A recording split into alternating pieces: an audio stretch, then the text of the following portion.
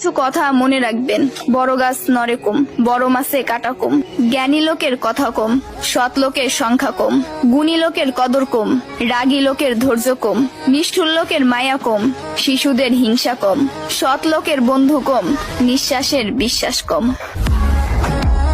টাকার গরম, ক্ষমতার দাপট, সম্পত্তির অহংকার, রূপের বড়াই, এগুলা রাখবে কই? আমার জানা মতে কাফনের তো কোনো পকেট হয় না। একদিন আফসোস করবেন, জীবন শেষ হয়ে গেল কিন্তু কোনো নেক কাজ করা হলো না। আজ শরীরে শক্তি আছে কিন্তু ইবাদত করার ইচ্ছা নাই।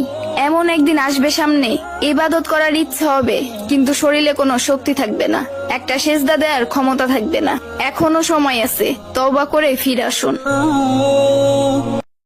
সন্তান যখন দুনিয়ার সম্পদ দ্বারা ধনী হয়ে যায়, তখন বাবা মা ভয়ে ভয়ে কথা বলে যাতে সন্তান রাগ না করে। আর সন্তান যখন ইমান